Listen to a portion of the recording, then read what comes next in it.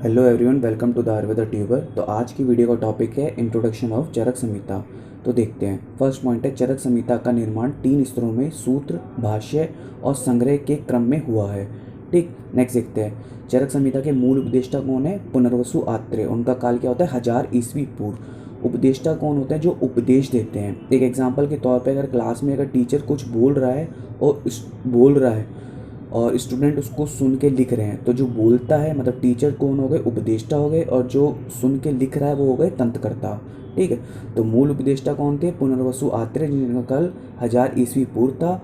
और तंत्रकर्ता जो सुनकर लिख रहे थे वो थे अग्निवेश थे। उनका काल क्या है? 1000 ईस्वी पूर्व। नेक्स्ट देखते हैं। प्रतिसंस्कृता को संस्कर्ता भी कहते हैं, भाष्यकर्ता भी कहते हैं। वो कौन थे? चरक। चरक का काल क्या होता है? 200 ईस्वी पूर्व होता है। ठीक है, नेक्स्ट है संपूरक और द्वितीय प्रतिसंस्कृता। वो कौन है? द्रणबल। द्रणबल का काल क्या आता है? 4वीं सदी होता है। ठीक है, नेक्स्ट पॉइंट देखते हैं। चरक संहिता में 3 आत्रेय का वर्णन है। तो कौन कौन से आत्रेय हैं? पहला है भिक्षु आत्रेय, सेकंड है कृष्ण आत्रेय और थर्ड है पुनर्वसु आत्रेय। तो पहले बात करते हैं भिक्षु आत्रेय। तो चरक सूत्र 1 में और चरक सूत्र 25 में भिक्षु आत्रेय का वर्णन किया गया है। सेकंड देखते हैं कृष्ण आत्रेय। कृष्ण आत्रेय का चरक सूत्र 11 में अष्टत्रिक का वर्णन है और चिकित्सा स्थान में कुछ योग हैं जो कृष्ण आत्रेय द्वारा बताए गए हैं। ठीक है, कौन कौन से योग है चलिए देखते हैं। जैसे कि फला अरिष्ट है जो कि अर्श में देते हैं, क्षार गुटिका और नागर आदि चूर्ण गृहिणी में देते हैं, नवायस चूर्ण पांडु रोग में देते हैं और पुंडरिक आदि तैल शिरोरोग में देते हैं, बला तैल और अमृत आदि तैल इन वात व्याधि में। ठीक, और जीवने घृत वात्रक में देते हैं। ये जितने भी योग हैं वो कृष्ण आत्रेय ने बताए। फलारिष्ट अर्श में, क्षार गुटिका नागर आदि चूर्ण गृहिणी में, नवायस चूर्ण पांडु रोग में और पुंडरीकात तेल शिरो रोग में और बला तेल और अमृतात तेल इन वात व्याधि और जीवने घृत वात्रक में। ये पीजी में क्वेश्चन पूछा जाता है, जैसे कि पूछ लिया जाएगा कि ऑप्शन दे दिए जाएंगे और उसमें से एक ऑप्शन ठीक होगा कि इनमें से कौन सा योग कृष्ण आत्रेय ने बताया है। ठीक, तो चलिए देखते हैं हम तीसरा क्या है? पुनर्वसु आत्रेय। पुनर्वसु आत्रेय में है ब्रह्मा के आयोनिक पुत्र, देव ऋषि आत्रि के पुत्र, इसलिए आत्रेय को आत्रिज, अत्रि, अत्रिसूत, अत्रिनंदन, अत्रि आत्मज कहा गया है। ठीक है, नेक्स्ट देखते हैं। इनकी माता का नाम चंद्रभागी था, इसलिए इन्हें चंद्रभागी या चंद्रभाग भी कहा गया है। नेक्स्ट, संभवतः पुनर्वसु नक्षत्र में जन्म होने के कारण इनका नाम आत्रेय रखा गया। नेक्स्ट, चरक संहिता में इनके लिए ब्रह्म ऋषि, महर्षि, अग्निहोत्री, अनद, अगध, वेद, सिंधु, प्रवर्तन, अद्रि, प्रवर, गौरव आदि उपाधि दी गई है। जो ये अगध, वेद, सिंधु, प्रवर्तन, अद्रि, प्रवर, गौरव उपाधि है, ये चिकित्सा 12 में दी गई है। ठीक, नेक्स्ट देखते हैं। अग्निवेश। अग्निवेश को किन किन नामों से और जाना जाता है? इन्हें कौन कौन सी उपाधियाँ दी गई हैं? इन्हें वहिनवेश, सोम, हुताशवेश आदि उपाधि दी गई हैं। ठीक, अब आते नेक्स्ट पॉइंट देखते हैं। अंजन निदान रिटन बाय अग्निवेश। ठीक है, तो अग्निवेश ने अंजन निदान लिखा है। शालिहोत्र संहिता और पाल काव्य में भी अग्निवेश का उल्लेख है। ठीक है, तो इस तरह से हमारे तीनों आत्रेय कवर हो गए हैं। नेक्स्ट हम चरक की बात करते हैं। ठीक है, चरक के इतिहास की।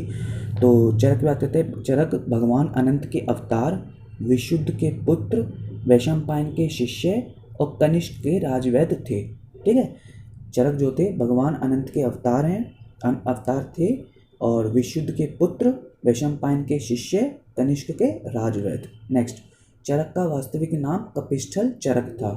इनका निवास स्थान क्या था? पंचनंद प्रांत के इरावती एवं चंद्रभागा नदियों के बीच कपिस्थल स्थल। ये गोत्र प्रवर्तक एवं यायावर कोटि के ऋषि थे। जो ऋषि या वैद्य जो होते हैं वो 2 प्रकार के होते हैं। एक तो होता है शालीन और दूसरा होता है यायावर। शालीन जो होता है जिसका एक जगह पर ही अपना, जैसे कि कोई सेटअप हो, जैसे क्लिनिक का सेटअप होता है, वैसे वहाँ पर कोटियाँ होती थी पुराने ज़माने में। ठीक है, तो वो कौन से हो गए? शालीन हो गए। ठीक है, मतलब उनका जो एक जगह पर ही रहते हैं, वहीं पे पेशेंट आते हैं, वहीं ट्रीटमेंट करते हैं। लेकिन यायावर कौन सा होता है? जो घूमते रहते हैं, मतलब कभी किसी देश में कभी किसी देश में जाकर अपनी कंसल्टेशन देते हैं। ठीक है, तो जो चरक थे वो कौन से? यायावर कोटि के ऋषि थे। नेक्स्ट पॉइंट देखते हैं। महाप्रकाश ने इनका जन्म नागवंश में मानकर इन्हें शेष अवतार कहा है। ठीक है, नेक्स्ट, यजुर्वेद में 86 भेदों में चरक का नाम द्वादश भेद में कहा गया है। ठीक। नेक्स्ट पॉइंट देखते हैं, आचार्य चरक ने अग्निवेश तंत्र का भाष्यात्मक प्रतिसंस्कार कर चरक संहिता के रूप में प्रस्तुत किया। ठीक। नेक्स्ट, जिसका सूत्र रूप में वर्णन हो तथा भविष्य में विस्तार की संभावना हो उसे तंत्र कहते हैं। तंत्र किसे कहते हैं? जिसका सूत्र रूप में वर्णन हो और भविष्य में विस्तार की संभावना हो उसे तंत्र कहते हैं। चलिए अब बात करते हैं दृढ़बल की। दृढ़बल के पिता का नाम कपिल बली है। ये पंचनद के निवासी है। इन्होंने चरक संहिता का संपूर्ण वर्णन सिलोच वृत्ति से किया है। नेक्स्ट, चरक संहिता का त्रिभाग ही उपलब्ध है। दृढ़बल ने तृतीयांश भाग मतलब 41 चैप्टर ऐड करके इसका संपूर्ण किया है। अभी हमने पढ़ा था कि चरक संहिता के संपूर्ण कौन है? दृढ़बल है। तो इन्होंने 41 चैप्टर ऐड किए हैं चरक संहिता में। देखते हैं, जिसमें चिकित्सा स्थान के 17 चैप्टर ऐड किए हैं, जिसमें से चिकित्सा स्थान में 30 चैप्टर होते हैं। 30 में से स्टार्टिंग के 8 चैप्टर रसायन, बाजीकरण, ज्वर, रक्तपित्त, गुल्म, प्रमेह, कुष्ठ, राज्यक्षमा और अर्श, अतिसार, विसर्ग, मदात्य और द्विवर्ण्य। ये जो 13 चैप्टर इनको हटा दिया जाए, ये जो 13 चैप्टर ये चरक संहिता में चरक ने वर्णन किया है, और ये 13 चैप्टर हटा दें और बचे हुए 17 चैप्टर वो दृढ़बल ने किए हैं, पूर्ण किया है। ठीक है, तो ये 17 चैप्टर प्लस संपूर्ण कल्प स्थान और संपूर्ण सिद्धि स्थान, मतलब कल्प स्थान के 12 चैप्टर और सिद्धि स्थान के 12 चैप्टर, तो 12 + 12 + 17, तो ये 41 चैप्टर ये दृढ़बल ने लिखे हैं। ठीक है, अब नेक्स्ट देखते हैं, दृढ़बल शंकर जी के भक्त थे। ठीक है, तो ये बात हो गई दृढ़बल की। नेक्स्ट पॉइंट देखते हैं, चरक संहिता कौटिल्य अर्थशास्त्र से मिलती है। चरक संहिता में ऐतिह्य शब्द 2 बार आया है, कैलाश पर्वत 2 बार, सांख्य शब्द 5 बार आया है। चरक संहिता में स्थान कितने होते हैं? 8, देश 14, ऋषि 64, आचार्य 68, वेदनाएं 108 प्रकार की होती हैं और अध्याय कितने होते हैं? 120।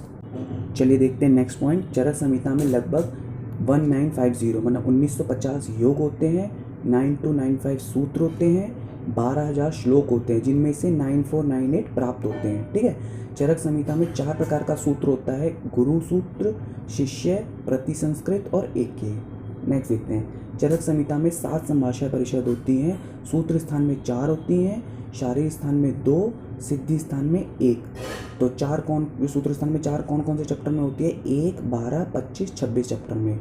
शारीर में 2 होती हैं 3rd चैप्टर में और 6th चैप्टर में। सिद्धि में 1 होती है, वो भी 11वें चैप्टर में। संभाषा परिषद का मतलब होता है सेमिनार, मतलब यहाँ पे जो ज्ञानी ऋषि होते हैं वो एक साथ मिलकर किसी एक टॉपिक पर अपना अपना मत देते हैं। ठीक, इसका मतलब होता है संभाषा परिषद। ठीक है, और नेक्स्ट पॉइंट देखते हैं, चरक संहिता में 7 चतुष्क का वर्णन है तथा अंतिम के 2 अध्याय संग्रह अध्याय होते हैं। तो 7 चतुष्क के बारे में पढ़ते हैं। तो पहला चतुष्क है भैषज, स्वस्थ, निर्देश, कल्पना, रोग, योजना और अनुपान। ये 7 चतुष्क होते हैं। इसको याद करने के लिए कोड है BSNKRYA, मतलब BSN क्रिया। ठीक है, तो भैषज में कौन कौन से चैप्टर आते हैं? 1 से 4, तो ये 4 चैप्टर हो गए, तो चतुष्क हो गया। स्वस्थ में 5 to 8, निर्देश में 9 to 12, कल्पना में 13 to 16, योग में 17 to 20, योजना में 21 to 24 और अनुपान में 25 to 28 होते हैं। इस तरह के 7 चतुष्क होते हैं। देखते हैं नेक्स्ट, चरक चिकित्सा 1 रसायन अध्याय तथा चिकित्सा 2 वाजीकरण अध्याय में प्रत्येक के 4-4 पाद होते हैं, मतलब चतुष्क द्वय का वर्णन किया गया है। ठीक है, चिकित्सा स्थान में तो रसायन अध्याय में 4 पाद होते हैं, वाजीकरण अध्याय में भी 4 पाद होते हैं। तो बात करते पहले रसायन अध्याय में 4 पाद की। तो पहला पाद होता है अभ्यामल की, दूसरा प्राणकाम्य, तीसरा कर्पचीतीय, चौथा आयुर्वेद समुत्थानीय। तो इसको कहते, इसका कोड याद करने का APK, आपका। तो आपका। ठीक है, तो अभ्यामल में 6 योग होते हैं, प्राणकाम्य में 37 योग होते हैं, कर्पचीतीय में 16 योग होते हैं, आयुर्वेद समुत्थानीय में 4 योग होते हैं। टोटल कितने हो गए? 63 योग हो गए। ऐसी वाजीकरण अध्याय की बात करते हैं। वाजीकरण अध्याय में 4 पाद होते हैं, संयोग शरमूल्य, आसिक्त क्षीरिक, मांस पण भृत्य और पुमान जातीय। तो इसका कोड है शैम्पू, SAMPU। तो ये दोनों का है आपका शैम्पू, SAMPU, P है बस खाली शैम्पू। ठीक है, तो संयोग शरमूल्य में 15 योग होते हैं, आसिक्त क्षीरी में 8 योग होते हैं, मांस पण भृत्य में 15 योग होते हैं, पुमान जाति में 12 योग होते हैं। इनका टोटल कितना होता है? 50 योग। ठीक है, तो रसायन में टोटल योग 63 योग होते हैं, वाजीकरण में 50 योग होते हैं। ठीक है, रसायन में 6, 37, 16, 4 और वाजीकरण में 15, 8, 15, 12।